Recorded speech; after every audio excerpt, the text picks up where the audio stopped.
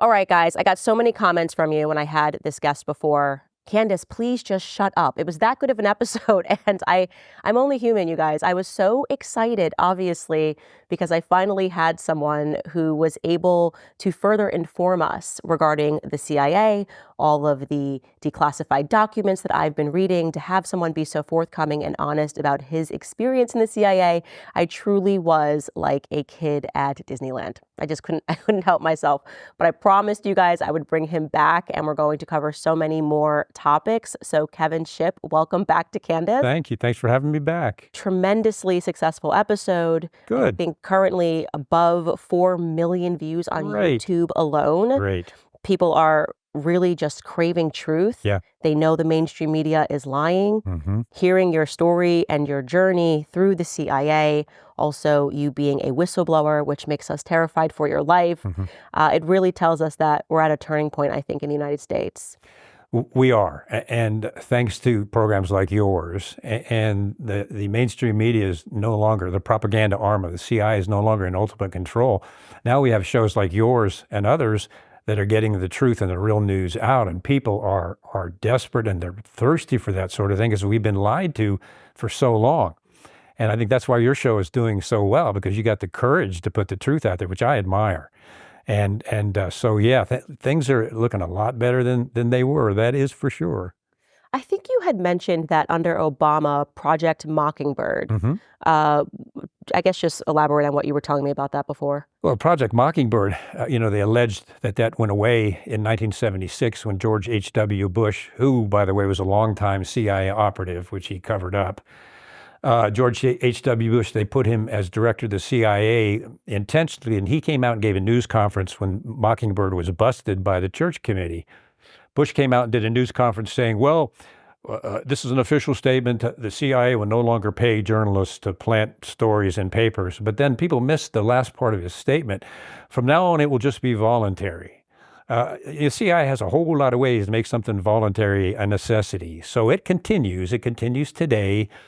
And a good example of that is the Total Information Awareness Program, where AP, UPI, Washington Post, Google, Facebook, especially Google and Facebook, signed an agreement with the CIA to censor certain information that the government didn't want out there. Literally signed off with the CIA for propaganda to the U.S. people. So it is in full swing. It never went away. Now it's just voluntary. And they have ways of making that happen. When was that signed? That was 1976. Wow. Yeah, before the cameras, and everybody missed that last part. Actually, it was super interesting. I don't know if you saw this recently, but Jeff Bezos did something that I think required a tremendous amount of humility, or maybe these were marching orders from the CIA, who knows? But he essentially wrote an op-ed in the Washington Post and said, look, we're not endorsing a candidate because no one believes us anymore. Mm-hmm. We're essentially just writing to ourselves. Mm-hmm. And I thought that really represented the collapse of the mainstream media, when even you have someone who owns a publication like the Washington Post saying, what are we even doing this for anymore? We're just keeping up appearances for ourselves. Yeah. That was remarkable, because the Washington Post has been the chief mockingbird since its inception. Matter of fact, they were part of the formation the Post was with Operation Mockingbird, and they've been the CIA's mouthpiece for decades. And all of a sudden this happens, and of course a bunch of Washington Post journalists and editors walked out because they're so used to puppeting the government line, they left. And that Bezos did that is remarkable. I think he sees the writing on the wall. People are tired of that. They're fed up with false news. And he's a money man. He's a businessman. And he sees that the Post is hurting. So he came out and said that. And he's got a $600 million contract with the CIA for monitoring cloud activities. Jeff Bezos? Bezos does. Which means he probably signed a CIA secrecy agreement, which is their weapon. So that makes it even more ironic that he would come out and cut the legs off their chief mockingbird, essentially. So yeah, that was something to watch. Or that could be, like I said, because the CIA basically said to him, no one's reading this, no one believes it. So maybe just by writing this letter, people will then believe that what you put out next is definitely going to be not something that's from the deep state. I can't decide. Wouldn't surprise me. It wouldn't surprise me at all either. So actually, let's speak about the Washington Post, because I got a degree in journalism. And it's so funny now for me to go back to my early journalist training at university, and they always tell you can trust CNN. They basically instill in you the New York Times, the Washington Post, CNN, Christiana Amanpour, like this is who you want to be. Like if you become a successful journalist, these are the people that tell the truth. And of course, what we learn about is the Watergate scandal, and this is what made the Washington Post the Washington Post. Deep throat and this person who we never knew who it was that was giving information that ultimately led to Nixon's resignation. Let's speak about President Nixon, because I'm starting to think a lot differently about that now. Yes, we have an entire chapter in our book on Bob Woodward, who I consider the chief mockingbird. When I came out with my story to blow the whistle on what the agency had done when my family was poisoned and a house was broken into and they painted chemicals on the ceiling, I contacted a reporter who was going to meetings with former agency people. And so I called him and he took the story, but he kept putting me off. For 30 days, we went back and forth. And I said, are you going to publish this or not? He goes, well, what about this? And he kept asking me questions, the answer to which would be classified information, which means I could be wrapped up. So finally I said, why are you doing this? I'm not going to tell you anything classified. He goes, well, my editor, he's pressuring me to do it. And he was miserable. So that's why I'm not mentioning his name, because he was just an in-between. Well, guess who the Washington Post editor was? It was Bob Woodward. And it turns out the Washington Post went directly to the CIA and reported my contact and exactly what I told them. Turns out Bob Woodward was an intelligence community official connected to the CIA Naval Intelligence going all the way back to the Nixon administration. He briefed Alexander Haig with top secret briefings, and he and Haig worked together as a kind of behind-the-scenes coup to get rid of Richard Nixon. Now, that may sound crazy, but we have the documentation in Twilight of the Shadow Government to prove that was a coup against Richard Nixon, and that Bob Woodward himself was involved in that. And I remember when we were on the 7th floor, when we were protecting CIA Director William Casey, Woodward would come and visit all the time.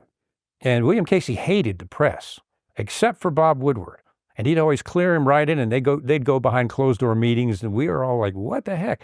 Well, it turns out Bob Woodward, with some of the information Casey gave him, publishes Veil, The Secret Wars of the CIA. And in that book, he says that he was able to get into Bill Casey's hospital room when he was terminally ill and get him to admit to his involvement in the Iran-Contra affair, which was a felony, basically. Well, that's a complete fabrication. I was one of the agents that occupied the hot seat outside of Casey's room. Woodward did try to get in, and the agents gracefully caught him and showed him the exit, and he never came back. Plus, the brain tumor had affected Casey's brain, especially the area of speech, so he couldn't even talk. So that's a complete fabrication. Woodward has concealed all of his intelligence community jobs and positions that he had going back to Alexander Haig. He's concealed all of that. He makes it look like he came into the Washington Post, and then within 6 months he gets Watergate, and he gets a direct connection to the then deputy director of the FBI, who turns out to be Deep Throat and was disgruntled and just started feeding Woodward information right off the bat. Why him? Well, everybody knew that he had a clearance and he had connections to U.S. intelligence. So we have an entire piece referenced and documented on Bob Woodward as the poster child of Mockingbird, and it goes all the way back to there. So what you're essentially alleging then, and this is very much what I've come to understand, it makes me still feel so foolish as a student to believe these almost like Hollywood production type stories. A brave journalist running to get the information out, standing up against the deep state. They are the fourth estate. It's like, no, they are the deep state. That's right. What you're alleging then is that what happened is a coup was executed against a duly elected president of the United States. Yes, and I think we pretty much proved that in the book with documentation. Yeah. And then, of course, people listening to this are going to be going, wait, but as soon as Donald Trump got into office, the first time, Bob Woodward was the guy that was writing a book about Donald Trump. And just a few days ago, Donald Trump issued a statement against Bob Woodward saying that that Bob Woodward was writing another book and lying about clearances that he never had and access to the administration that he didn't have. That would suggest to people that perhaps the state is going after Donald Trump in the same manner. What was Woodward's most recent book, Fear? And of course, it's always negative about Donald Trump because he's a mockingbird. And the CIA specifically hates Donald Trump because he's rattling their cage. And the CIA will do anything, and I mean anything, to survive, self-perpetuate itself. So he went after Trump in his book, and he is now a well-known fabricator. I don't think you can read any of Bob Woodward's book and believe everything that's in there. Now, the one exception is Bill Casey leaked classified information selectively to Woodward in the book Veil, because Casey wanted that out to the American public. And that Woodward took that. What he does is he takes things and makes himself look legitimate, and then he puts a lie in there. That's his MO. And he did that in his recent book, Fear. But it's always against anyone that challenges the intelligence community or the national security state. It's always an attack on that, and of course, Donald Trump. Yeah. It's actually really interesting because Tulsi Gabbard being announced, it seems to have rattled the cages of the deep state. Sure has. For me, the marker of that is I view Nikki Haley to be just an entire deep state clone. She's always talking about war, war, war. Let's go to war with Iran. Let's go to war with everyone. And she really came out against Tulsi Gabbard in a huge way. Yeah. And it was really interesting because everything she was saying sounded to me like, this makes me like Tulsi Gabbard more. She's like, Tulsi Gabbard thinks that Julian Assange should be pardoned and Edward Snowden should be pardoned. And I'm going, do you understand what you're actually saying to the American people? Is that people that reveal information about the deep state should essentially be tried and life in prison, and she calls this protecting our interests? And Nikki's been connected to the military-industrial complex for years. She's a deep stater from the word go. Obviously, Trump knows that, the team knows that, and that's why she doesn't have any position. But, you got to admire the poetic justice, because they had Tulsi Gabbard on a terrorist watch list. They were following her wherever she went for no reason other than her opinions on Ukraine and other things. And now all of a sudden she's in charge of them as over DHS. I mean, you gotta love that.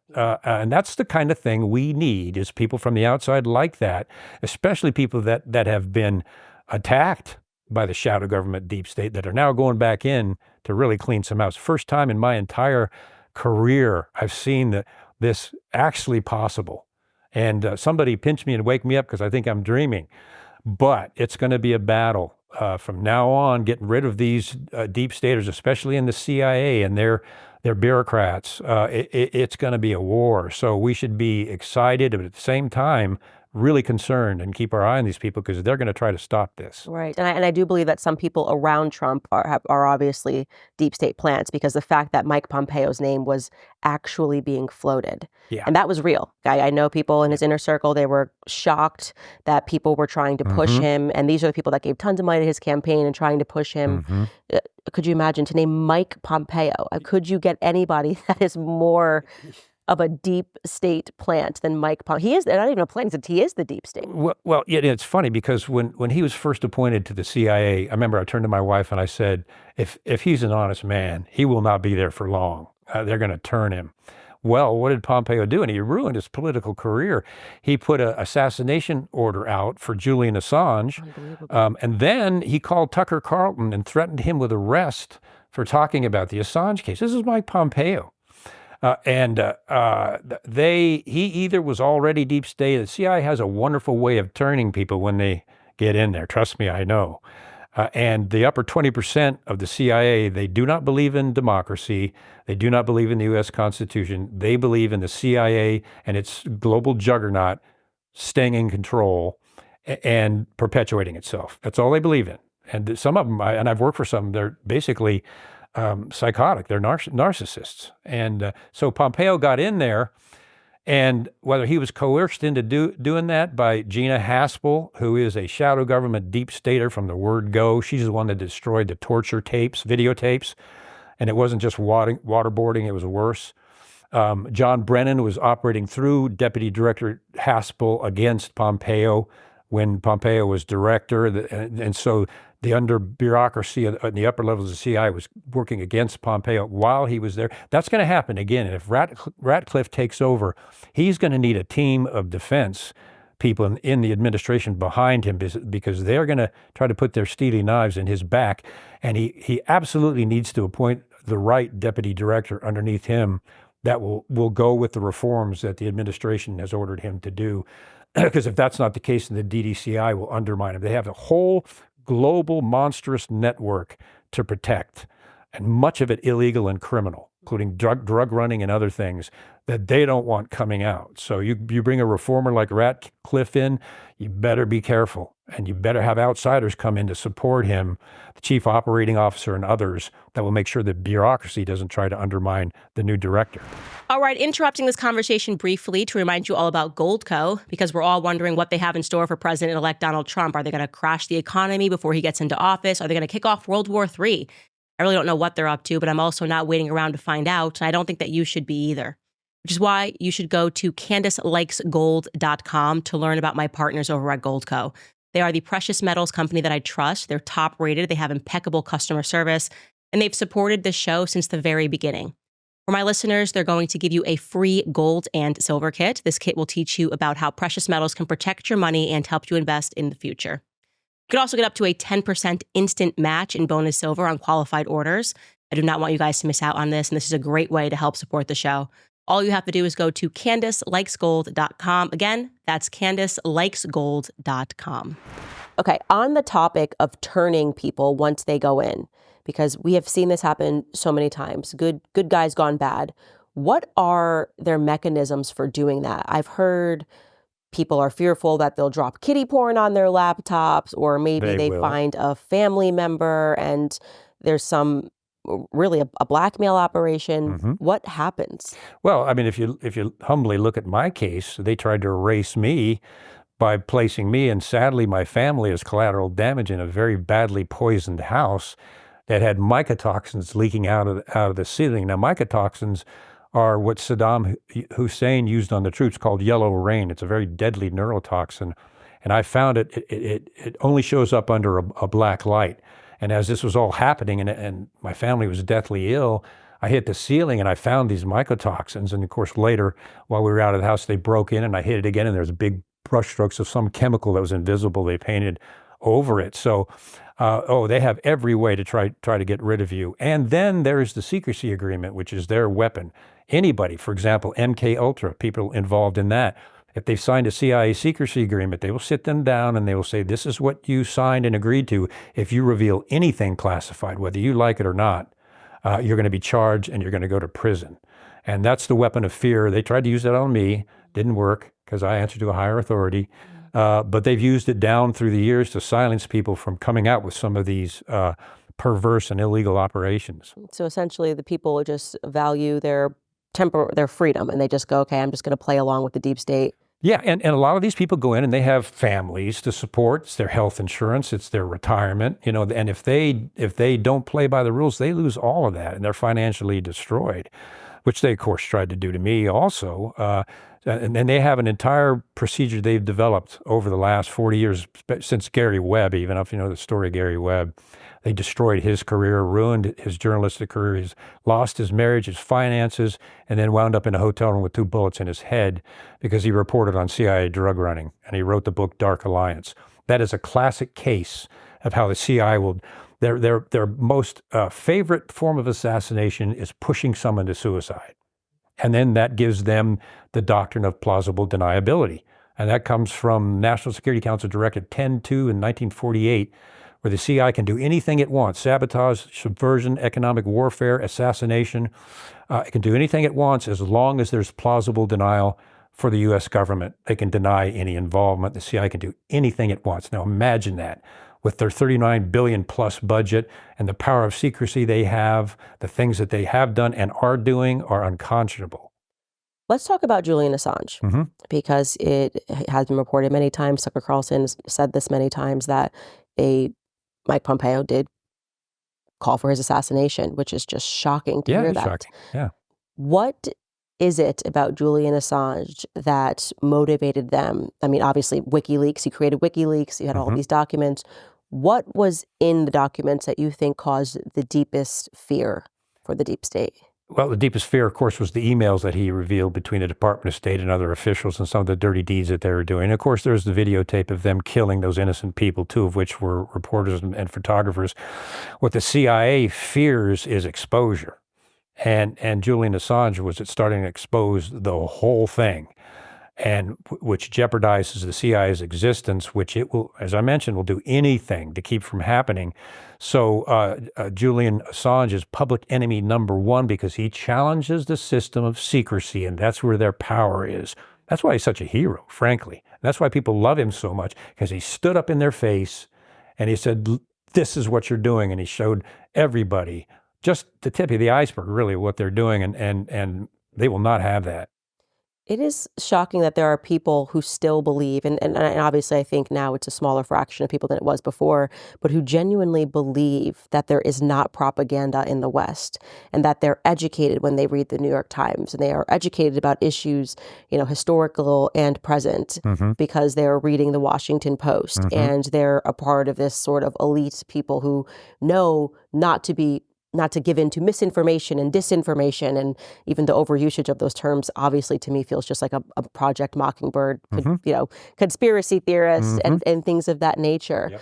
And it's like, how much information could there be out there before these people are willing to accept that your government is lying about virtually everything? Virtually everything. Virtually everything. And a small group of elites run the entire world, in my viewpoint. Yeah, yes, and even Pompeo said, he told, Bobby Kennedy's a friend of mine, and as a matter of fact, Bobby was kind of encouraged me to write this book. Pompeo told Bobby Kennedy, after he came out, he regretted not doing the reforms that the CIA needed. Well, not only did he not do them, he instigated and carried out an assassination program. So this is the way that it works today, one of several ways. One is, for example, Google. The CIA funded, along with DARPA and NSA, what was called the Massive Digital Data System, or MDDS, which was a massive system of surveillance to gather up all the information on everybody in America on the internet backbone, and then be able to collate that into birds of a feather, identify groups that were maybe threatening to the U.S. or what have you. Well, what Larry Page and Sergey Brin did was after it was done, they took MDDS out and they turned it into Google. So Google is using the MDDS background developed by the CIA and NSA and DARPA. That is what Google is now. And you can see how they're censoring conservative speech. They just censored my great interview with Ken Matthews, simply because we're talking about this sort of thing. So, but there's a quid pro quo amongst, even now, between the editors of these major news networks, especially CNN, MSNBC, and even some conservative news networks, where as long as they do not do any investigation of the CIA and report anything negative about the CIA will leave them alone, and they'll actually feed them stories from anonymous sources, feed them stories so they'll be the first ones to break it. The moment that any outlet really does an investigation of the CIA, that is cut off immediately, and the agency starts putting out disinformation about that network. And any journalist like Gary Webb who dares to investigate the CIA, they'll be fired, their career will be ruined, and they all know it. And when you think about it, when's the last time you saw any major mainstream media news outlet do a serious investigation of the CIA? Maybe never. Well, there's a reason for that. They know that their survival and their career depends on not doing that. And that's why the new programs, yours and others, they didn't count on people like you and me coming out and saying this is what they're doing. And now with new news programs, they're freaking out. Yeah, they are. And you can see they're starting to have that conversation about podcasting and misinformation and how are we going to get a wrangle on this. And but I think it's just going to be very difficult for them, especially within America, because too many people are awake now. Right. And what we've been able to prove is they will find that information. They'll go around. If you ban me from YouTube, they're going to find me on Spotify. You ban me from Spotify, they'll find me on Apple. Yeah. So one of the things that we got a lot of people asking me to ask you about was Benghazi.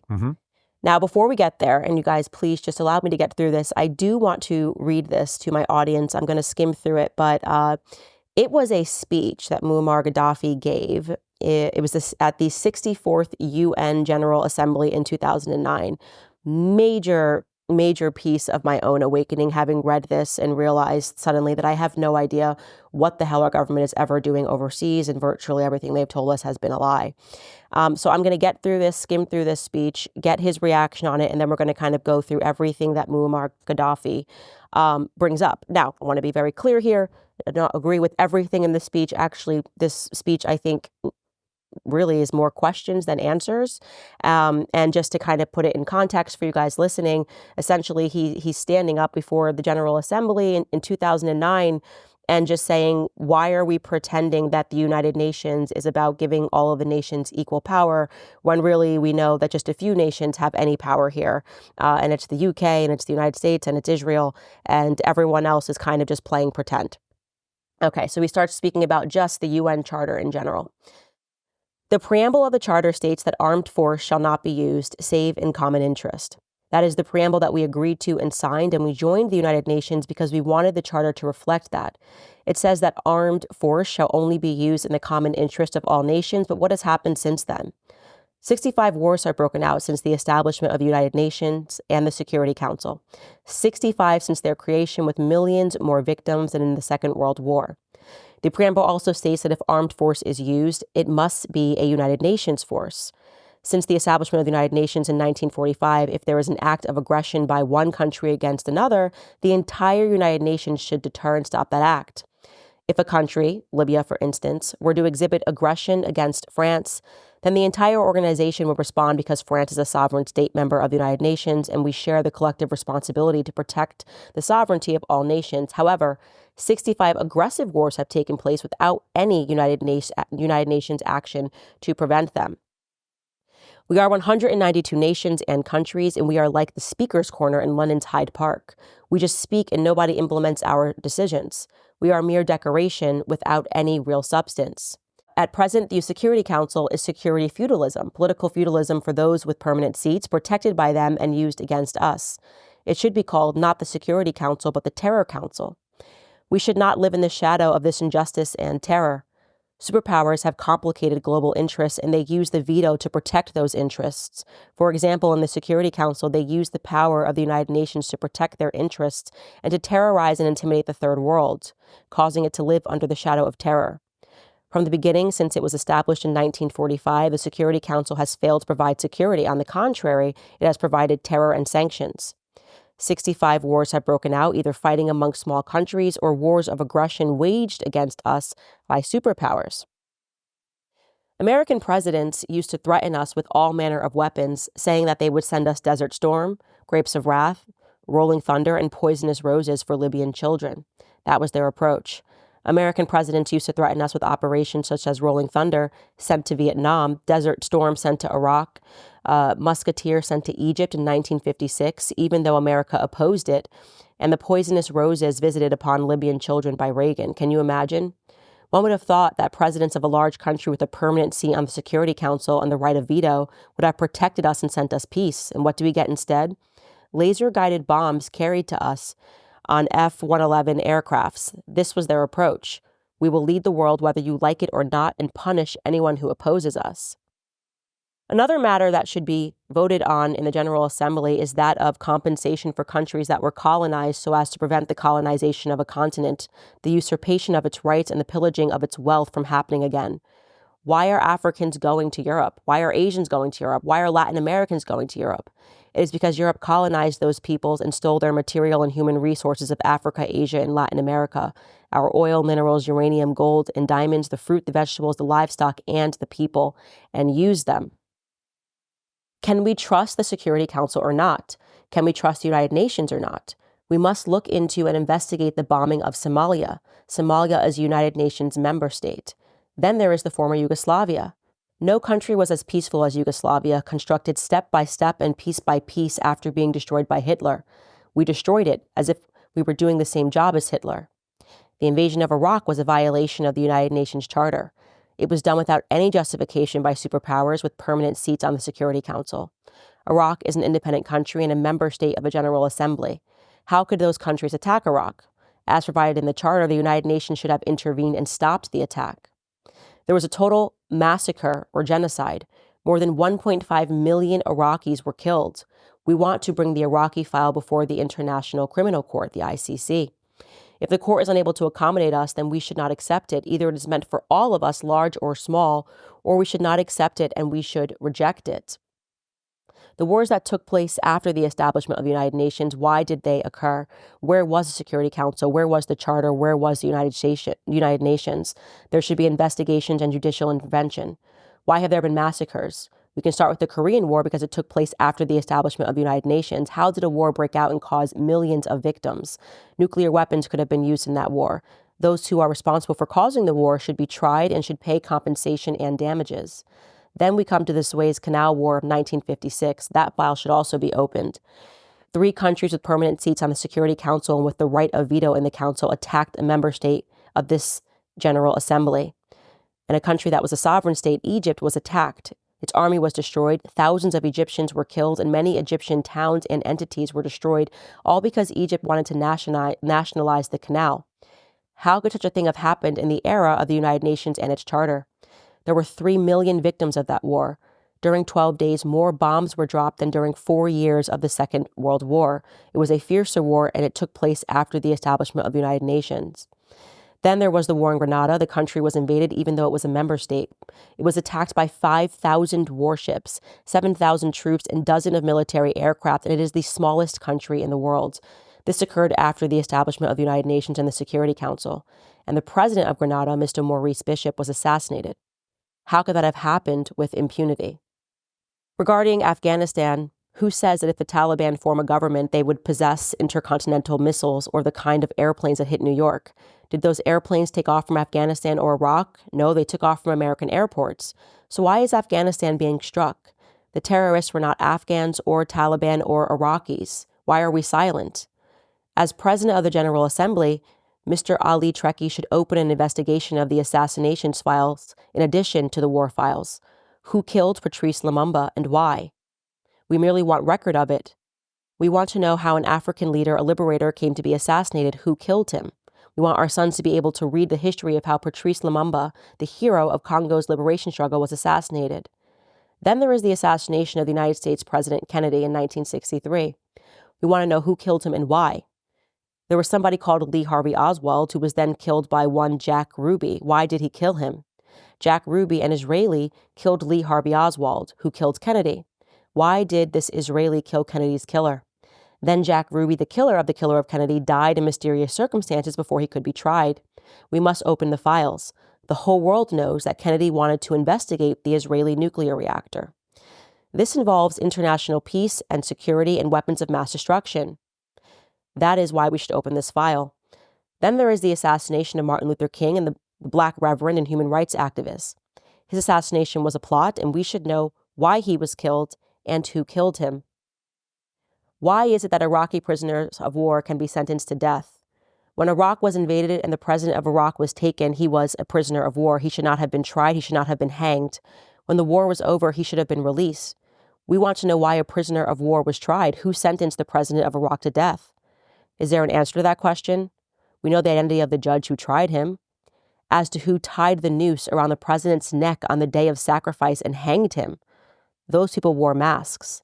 Do you know what people are saying? They are saying that the faces behind those masks were the President of the United States and the Prime Minister of the United Kingdom, and that it was they who put the President of Iraq to death. Why don't those executioners not unmask their faces? Why do we not know their ranks? The United Nations is duty-bound to answer these questions. This is unprecedented in the history of war. It was sodomy, and it was an unprecedented sin never before committed by past aggressors or invaders. Prisoners of war are soldiers, but these people were raped in the prison by a state, a permanent member of the Security Council. I mean, he just goes on and goes through all of these things and then ends it by asking about viruses. He says, today there is a swine flu. Perhaps tomorrow there will be a fish flu, because sometimes we produce viruses by controlling them. It is a commercial business. Capitalist companies produce viruses so that they can generate and then sell vaccinations. This is very shameful, and it is poor ethics. Needless to say, Muammar Gaddafi was then murdered and sodomized. He basically right there signed his death warrant. And he probably knew this, but the organization behind all of that, if not all of that, is 3 letters: CIA, Covert Operations. And Gaddafi was even trying to reach out to the United States and establish relationships, and he was giving us intelligence. He was acting as an intelligence gatherer for the CIA and the U.S. government. That was his first fatal mistake in terms of the shadow government, the CIA's covert action arm. The second was he decided he wanted to nationalize his currency and no longer be bound to the U.S. or the U.S. standard or the U.S. dollar. And that was the beginning of his end. That is a classic case of a CIA covert operation with plausible deniability to get rid of a leader that was not playing by the rules and not handing over its minerals and its oil, which are usually involved, and then getting rid of the U.S. dollar as the currency. And in the terms of the dark side of our government, he had to go. Brief interruption to remind you guys that the Fed has dropped interest rates, so you need to call my friends at American Financing. Now is the perfect time to consolidate debt and reduce your monthly expenses. A lot of us have been forced to use credit cards because of the ridiculous prices for groceries, power, and even childcare. With credit card rates being so high, that debt can get very expensive. But with mortgage rates finally dropping, now is the perfect time to wipe that debt out. American Financing is helping homeowners just like you save an average of over $800 a month. They're even closing some in as fast as 10 days. If you start today, you may delay 2 mortgage payments. There are no upfront fees to find out how much you could be saving. So call American Financing today at 800-795-1210. Again, that's 800-795-1210. Or visit americanfinancing.net/Owens. Okay, I want to slow down what you're talking about in terms of the currency, because this is a really important element of people needing to understand how these wars get started. So Libya, obviously, African nation. Muammar Gaddafi was the head of it. You are correct. He was very much cooperating with the United States, cooperating with the West. And suddenly he starts to realize that this is not even power. This cooperation is not even, stands before the UN. He was a member state of the United Nations, and starts asking questions. And basically, Libya was on the up and up with him as the leader. But when you say he wanted to nationalize the currency and to no longer be subject to the U.S. dollar, what do you mean by that? What I mean by that is he would no longer be under the thumb of the U.S. and the U.S. currency and being controlled by the U.S. dollar and Wall Street, which is, of course, the CIA's right arm. All of those knew that that was going to cut off their power if he nationalized his currency, which he had every right to do. But it was going to cut off the U.S.'s major power, especially the CIA's major power, and they were communicating with him, which they had over him. And that was his death knell. And of course, once again, plausible denial in that National Security Directive 10-2 in 1948, as long as the U.S. government could deny killing Gaddafi, of course, he was a madman. That was the term. And then he wasn't killed by the U.S. or the CIA. He was killed by his own rebels who took him out because there was a revolution. No. As a matter of fact, the Gaddafi regime, and Hillary Clinton was in large part behind this, but the Gaddafi regime is now turned into a terrorist state. And the CIA seems to have a track record of doing that, staging a coup and then turning that country, that area into a terrorist nation. They created al-Qaeda in Afghanistan. The Taliban, of course, now has all of our arms and weapons. They created in Sukarno in Indonesia is a horrible one. President Sukarno was communicating with John F. Kennedy, and for the first time they wanted a Muslim and American union, and Kennedy was going to visit Sukarno. The CIA staged a coup, overthrew President Sukarno, and it resulted in the death of 500,000 to 1 million Indonesian civilians. You think people forget that sort of thing? No, they don't. So over and over in Iraq, which was based on false intelligence, and yet they gave George Tenet the Presidential Medal of Freedom for doing it. In Iraq, we created ISIS. We created the so-called moderate Free Syrian Army, which has in their declaration to establish a global Islamic caliphate. The CIA created them, and the old, probably the oldest example, most powerful one, I think, is Iran. Iran decided, a democratically elected government decided that, well, we're giving our oil for free to the United States. And why are we doing that? I mean, we want to provide for our own people. We want to nationalize our oil. So they did. And the CIA immediately went in, staged a coup, overthrew the democratically elected government, put in the puppet Shah, who was had a few cards missing from his deck, rather. He was just a puppet, and they knew it. So they overthrew him, and now what do we have? The chief state sponsor of terrorism in the world, and it all started back with the CIA's coup. Then we look at Ukraine, if I may. John Brennan was former CIA director, was making secret trips to Ukraine in 2014, and he helped organize and stage the coup. He wasn't the only one. McCain was. McCain was all in there, and Lindsey Graham.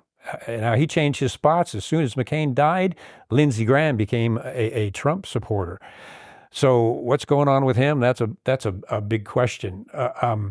But they overthrew a democratically elected government, put in Zelensky, the CIA's puppet, violated an agreement that the United States had signed with Russia that we would not have a NATO ally within a certain distance from their border. We signed that. America signed that. Well, Ukraine comes out with the sponsorship of the CIA and says, well, we want Ukraine to be part of NATO, and provoked that whole thing. And just like when the CIA went behind JFK's back through Allen Dulles, put us on the verge of nuclear annihilation. Here we are back again. The CIA stages a coup, puts in a puppet. Russia tries to defend itself, and I'm not justifying Vladimir Putin. He's murdered a lot of people. But provoked Putin to come in, and now, once again, we're on the verge of nuclear annihilation, just like the CIA did with the Bay of Pigs under JFK. The CIA does not care about human life. It doesn't care about peace at all. It cares about winning and perpetuating and expanding itself, and that's not an exaggeration. And really what it comes down to is, again, that petrodollar, when you have, if they can't control your nation, they're just going to collapse it. And that should be very clear to everyone. If you look at the pattern of the nations that tried to just have their own currency, suddenly we went to war with these people. We were told that their leaders were terrorists. I mean, it's a very clear pattern of that happening as soon as they start speaking about it. And so I knew that that war was coming as soon as the BRICS nations started to say, oh, well, you know what? Okay, we're just not going to play ball with America anymore. And they begin sanctioning Russia. A very important piece of history, actually, that people don't know is obviously we armed the insurgents, caused the uprising in Libya. Obviously, he did sign his death warrant with this speech, said way too much, and they needed to make sure that this speech never really made its way to Americans. Exactly. But when he was killed, they did record him on tape being sodomized. And that tape was sent around the world. And it is a matter of history that one individual who watched that tape, apparently on repeat over and over and over again, was Gaddafi's friend, Vladimir Putin. And I believe that might have been the single greatest contributor to Vladimir Putin saying, I will never trust the West again, because he watched somebody who played with the West, followed the West's rules, and then basically called them out for basic unfairness, and then was murdered in such a graphic way. And that's exactly what happened. And if you remember Putin's speech that he came out, I think it was 2 years ago, decrying the moral depravity of the West and how the West had sunk morally into depravity, and the U.S. government had become this master of the world, and that Russia was not going to degrade itself morally. Essentially, Russia is 80% Christians, I think, or Orthodox Christians. And he was decrying the moral decay of the United States. So Vladimir Putin is CIA enemy numero uno, because he won't play by the rules. And he knows them. He knows how they operate. He knows the number of things that they have done. So what does the CIA have to do? With plausible deniability, they have to get rid of Putin any way they can. Any way they can. And they put us, as I mentioned earlier, on the verge of nuclear annihilation again. Right. Exactly. And so when we talk about the fact that then you think about, okay, we violated what our prior promises and guarantees that NATO would not expand 1 inch eastward, whatever, we just do whatever we want. And now they're really testing him. You've got Zelensky, who's obviously a puppet to the West and doing whatever they want. Mass killing all of these Christians, which is another element of this, I think, is that we're always attacking strong Christian nations, which begs the question, what's really going on? Because we get to Syria and nobody knows what the hell America is doing in Syria. And we're told that Assad is a terrorist. But if you listen to what Assad is saying, he is saying that Israel and America are mass murdering Christians. And you look at all of these old Christian nations, and suddenly you're going, why are all of these old Christian nations constantly being attacked? And we're being told stories that just don't make sense. What is the United States and Israel doing in Syria? What is the answer to that? Why Christians? Remember, the Soviet Union made a statement that we could control all of our entire population except the Christians. And they had to put them in prison and in gulags. And I remember 1994, when I was in the CIA, we ordered into a conference room We all filed in. There's about 30 of us, and our division chief starts off by saying, now don't get mad at me, I'm just the messenger. This comes down from the director of the CIA. You can no longer say Merry Christmas in any CIA office space. You cannot have a manger scene on your desk or on your door, or you will face administrative penalties. And the sad part was only 2 of us, our jaws dropped. Like, what? And the CIA was actively against Christians, and they used DEI as a method to suppress them. And I remember it was Christmas Eve, and I walked out. I thought about this, prayed about this overnight, and I said, oh, no, you don't. So I walked out on New Year's Eve, and I turned around to everybody, and I said, good night, and by the way, Merry Christmas. I'm like, there is a line you don't cross.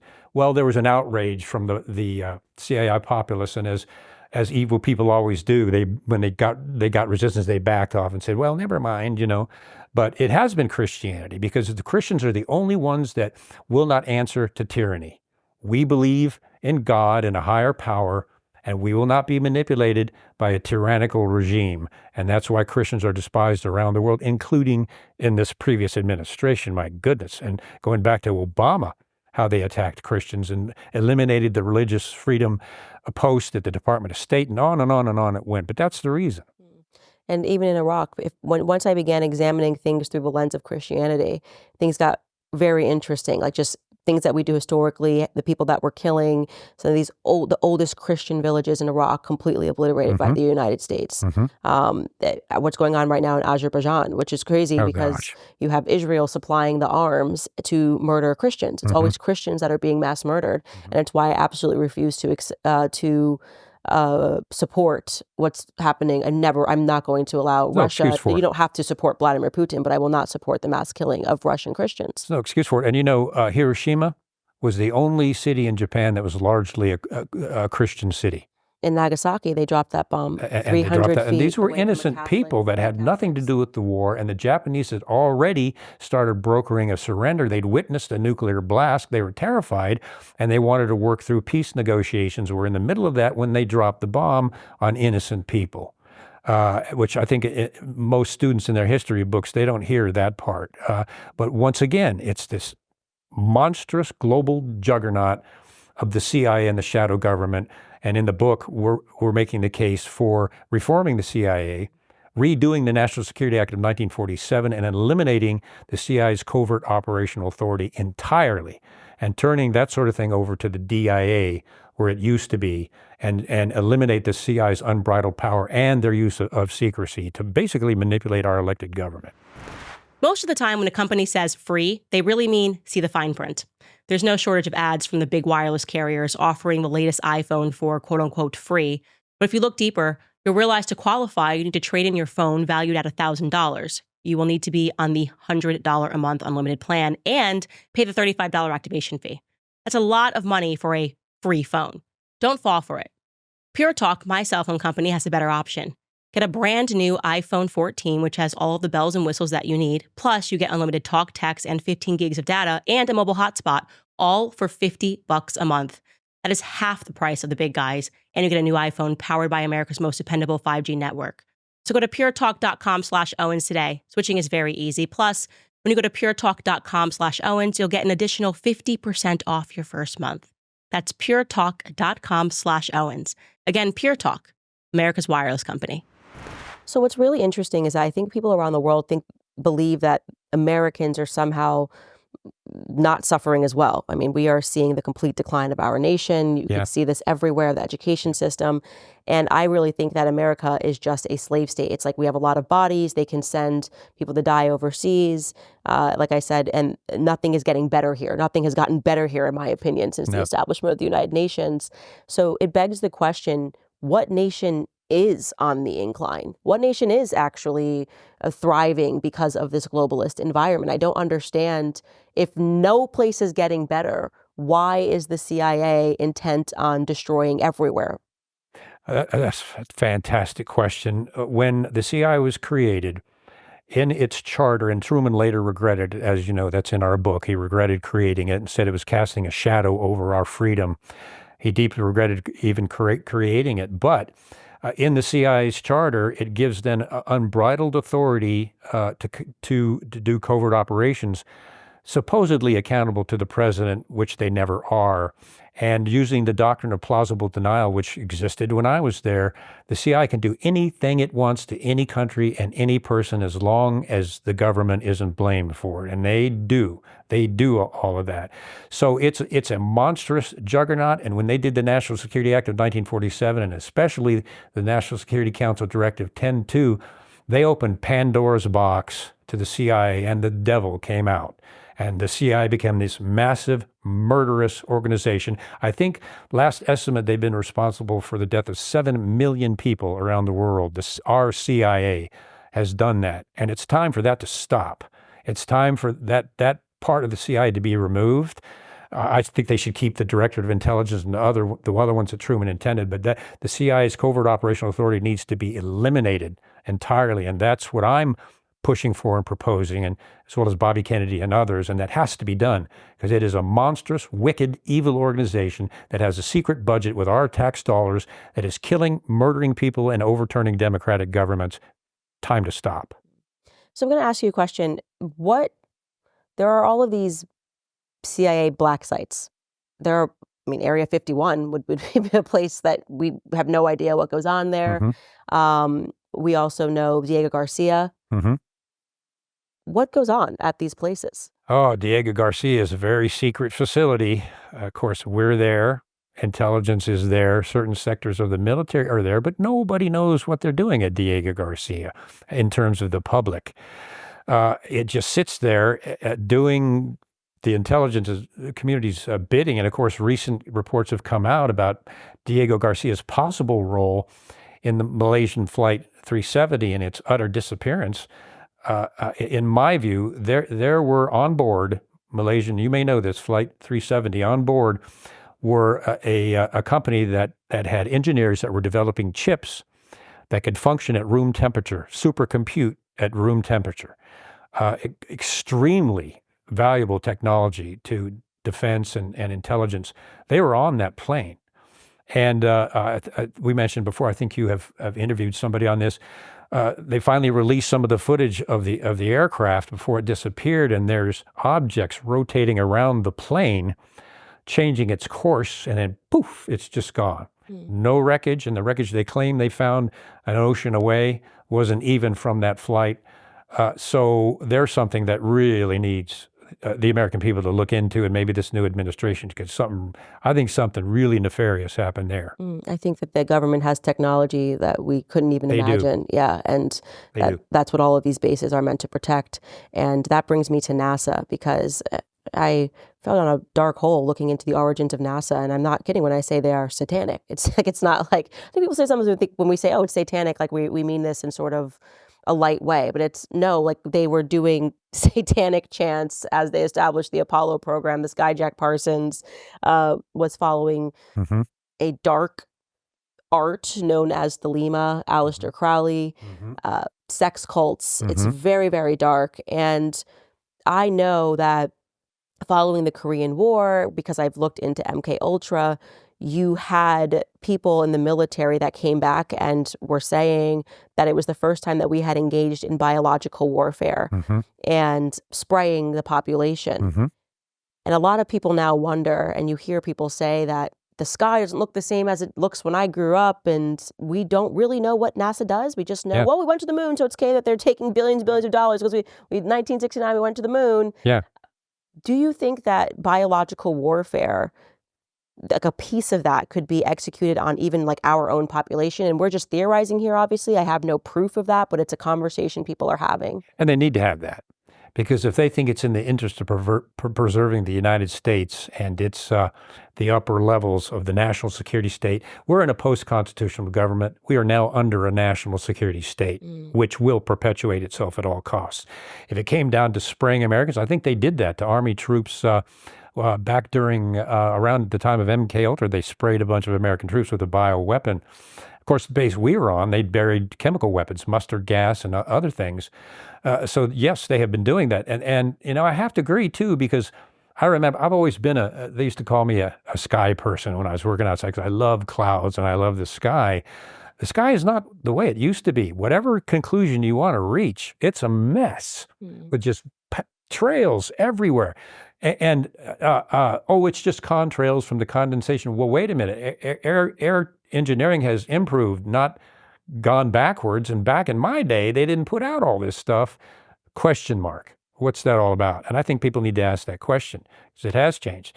But you can bet they have biological weapons programs in case they need them. With the continuation of government or the COG program, things get bad enough, they're going to sacrifice the American people, and through the continuation of government, and I know a little bit about that, they will preserve the president, the CIA, and some of the major leaders in some secret facilities so that the government continues while the American people are basically left out like lambs to the slaughter.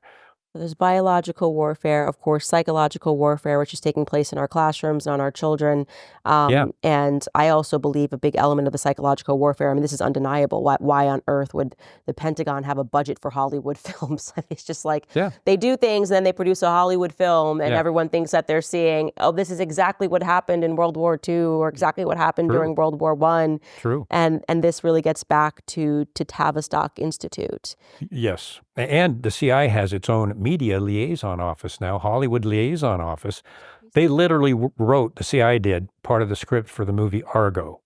And they changed the facts. The facts were that it was the Canadian embassy that staged that program and got the hostages out. Argo makes it look like it was CIA officers that were the heroes. Well, the CIA put that in there and kicked the Canadians out, and they're still upset about it today. That's a CIA propaganda program to make them look like the heroes. They're doing that all the time. Zero Dark 30. Zero Dark 30. Those are CIA coordinated productions. And because they want the CIA to look good, because all its bad is starting to come out now. So they're trying to put out, everybody loves a good spy movie, but they're trying to put all these things out, making agency look like heroes and things like that. Listen, I've worked with case officers and chief of stations around the world, and I can count on one hand, maybe even just two fingers, the two chief of stations that were actually noble people. The rest were lower than a snake, dishonest, immoral thieves. They go out with prostitutes at night, and just some of the most disgusting people they weren't James Bond, I can tell you that. So no one presents that picture, of course, in these scripts for these movies, but that's the reality of it. Okay, I'm going to just now ask you about some world leaders in summation because there's just a lot of weird stuff going on. Justin Trudeau, I mean, it just seems to be so much a part of the state apparatus. And really, we saw during COVID his ability to just completely squeeze the freedoms of the Canadians. Yeah. What's your viewpoint on him? Well, he's more, I think, has a communist leaning than even a socialist leaning. Hey, the guy's a tyrant, a flat-out tyrant. And what a lot of people don't know is the RCMP, Royal Canadian Mounted Police, are directly connected to the RCIA. And they work together, in one case to cover up an airline crash, so people didn't know what really happened there. So that you got that part of the Canadian government that is directly connected to our shadow government. And of course, Trudeau is their puppet. He's become a tyrant. There's no question about it. And I know a lot of Canadians. I was on a program yesterday with a Canadian, really upset with him. And he's losing popularity fast. But he's a deep stater from the word go. And as usual, all about his career, And Emmanuel Macron, France. Well, there's a lot of stuff about Emmanuel Macron. Now, what people don't know is France, when I was there, and even now, is I think it's our number 3 espionage enemy. France has been spying on Americans for decades, and they've been putting French agents on aircraft behind businessmen to listen to what they're talking about with their business. So France has been hostile in terms of intelligence to the U.S. the entire time. The stuff about Macron and his shady, strange past, and of course his wife. I mean, there's stuff coming out that you just have to listen to. What you have done, and I've watched it all. You can't discount the things that you have said, and I admire you because you've got the guts to come out with Piers Morgan and other people and just look. These are just the facts. We're just going to say the facts. Attack us as you will. So France is a dirty government. Their intelligence is dirty, and I guess that's probably all I should say about that. And Zelensky, what's your take on Zelensky? Zelensky's a puppet. He was a comedian. He wasn't even a politician. As a matter of fact, he was kind of I wouldn't say pornographic, but a certain close to it comedian with no government experience at all. But he was very popular as a comedian, so he was the CIA's pick because the people would let him be put in office. And Zelensky, he doesn't want peace now. He could enter into peace anytime. He refuses to enter into any peace negotiations whatsoever, and he is the recipient of the CIA's main vein, so to speak, and that's the military-industrial complex that is pumping billions of dollars of weapons into Ukraine using our tax dollars without our approval to pump up Zelensky. And he keeps asking for more and more and more, much of which, I think, goodness gracious, 49 million so far is not accounted for. I think he's a crook, personally. It's actually funny because now that I'm kind of weaving through everyone's genealogy, one of the things that kind of connects all of these people is that they were in like drama programs when they were young. And that's the actor thing is very interesting to me. Like Emmanuel Macron was very much involved in an elite drama program, Zelensky as well, and Justin Trudeau.